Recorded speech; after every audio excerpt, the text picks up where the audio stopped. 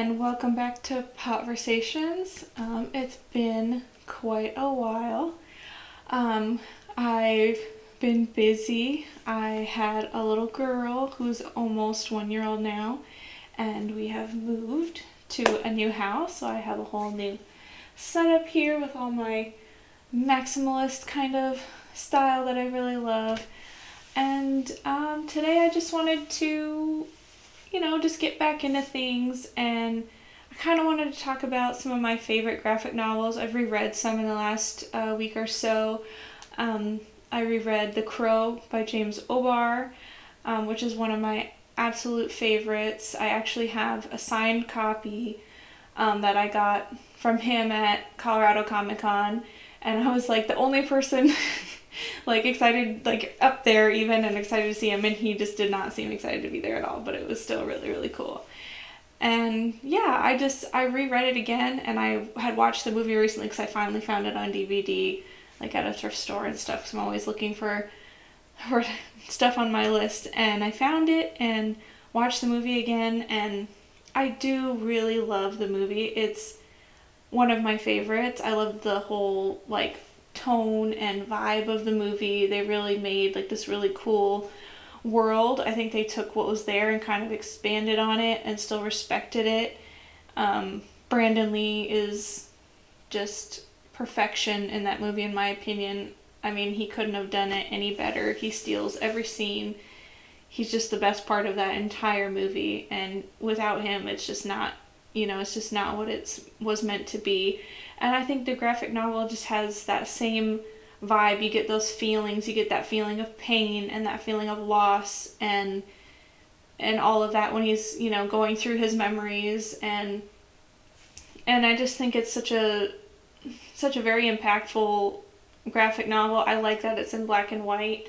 I like that the style kind of changes based on like the mood of it, and just the character designs are so cool. They were able to carry so much of that over into the movie as well. But it's just such a cool like art piece just on its own. There's so many panels that are just beautiful and just really, really cool to look at.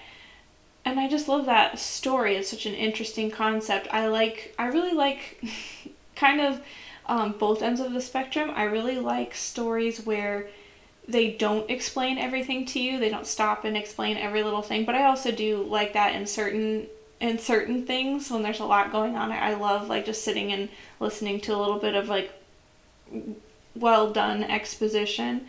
But in this, I think it really is nice that they don't really explain why this is happening. Like just the whole mechanics of like what's behind, bringing somebody back, and why is it a crow, and why, they just don't really go into it. It's just so much more about Eric and his story, and I think that's kind of cool. I think that you could really, expand upon that idea and things like that, and it's just so fun to read. And yeah, it's just one of my favorites. I just really like that one. I also really love V for Vendetta, and I just reread that. I think the only thing like criticism I would have of that is it's very hard for me, which is nobody's fault, to separate it from the movie that was made. It's very different from the movie that was made in a lot of respects, but the main thing that's very much the same as Valerie's story. It's almost word for word, almost panel for panel, like as close as they could have gotten. And it's so hard for me to separate those two. I'm just always thinking about the movie version because I feel like they did that part especially so well, and they really made that the core of the movie. And I know Alan Moore isn't into any of his adaptations. He felt like they kind of wussed out on this one, that they didn't give it enough punch. They didn't give it enough of what it was meant to be. I think that they did actually, stick to it pretty well. I understand why he wouldn't support it, just because it is so different in a lot of respects. The graphic novel itself is so much more complicated, and that movie seems really complicated just on its own. There's so many more characters and interesting things going on, but I just really, really like it. I mean, it's just such an interesting idea to think that all of that just came out of, those two's heads, and they just created something, this world that is just so interesting.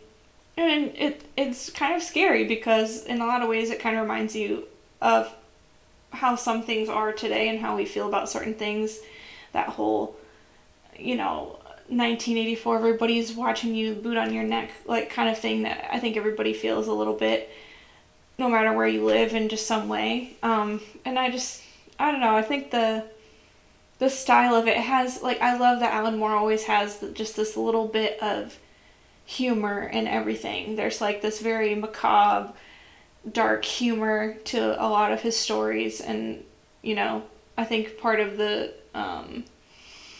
just the whole theatrics of V and his character is very much like something that like falls in line with everything else that he's done in that humor sense.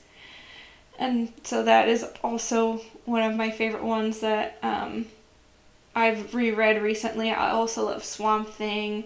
I mean, the art in that, I have a variant version of the graphic novel that is from the 80s, and the art in it is just amazing. It's so beautiful to look at.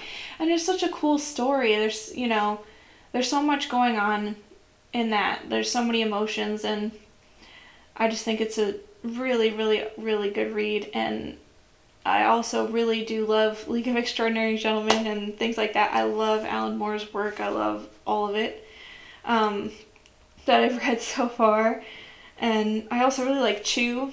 That's a very, very funny graphic novel if you've never heard of it. And it's about a guy who works for the FDA. The FDA is kind of like the FBI now, since chicken has been like outlawed because of a virus that went around. And he's telepathic when he eats food. So when he eats something, he knows where it came from, how it was prepared, like all that stuff, and helps him solve crimes. And it's just such a really cool story. It gets pretty crazy and really, really fun. And I also just got into Snot Girl by Brian Lee O'Malley, who wrote Scott Pilgrim, and I've also read Seconds, which is also a very good one of his. And I just love Snot Girl. It's very modern, and you see a lot of men writing women, and it isn't always accurate or something, but I always forget, that he's a male writer writing a female character, because you don't really, notice it, which is what you want. You don't want to say like, oh, a man wrote this, and notice that about it. And I just love the art in it. Like the character designs are just like, they're really modern, and it's about, like social media and, just really like bloggers and influencers and stuff like that, and the drama, and it's just kind of fun to read. It's kind of fun to see him make fun of it a little bit also. And so I'm still trying to track down volume 2. I need to get that as well, just to keep going with that. But yeah, that's just some of my favorite graphic novels and stuff. I also, I can't forget, I really, really, really love Hellboy. I love Hellboy so much. I love Mike Mignola. I was so disappointed when they kind of continued and he wasn't doing the artwork for it anymore. His artwork just kind of made the whole thing for me. So I did kind of stop reading after that, but I just got Hellboy in Hell not that long ago, like one of the volumes, and that story is just so cool. I think Hellboy just kind of strikes me as like an everyman placed in this, weird body in these weird supernatural situations, but you can relate to him because, at the core of it, he's just a decent person, and he's just trying to help people, and he doesn't always see what somebody would look at as a monster.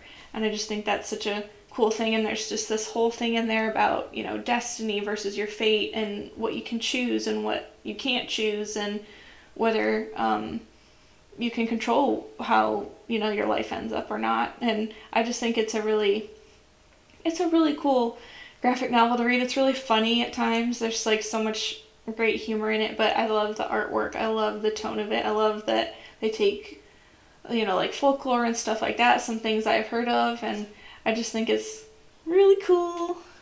I'm just really into that kind of stuff. But yeah, didn't want to forget that one, but that's just some of my favorite things. I'd love to hear what everybody else's favorite graphic novels are, and what kind of, even just comics and all that kind of stuff that everybody's reading, and recommendations. These are kind of my recommendations. Try not to give like a lot of spoilers and stuff in case somebody hasn't read it, but yeah, if you have anything, just let us know and put it in the comments, and We will see you next time.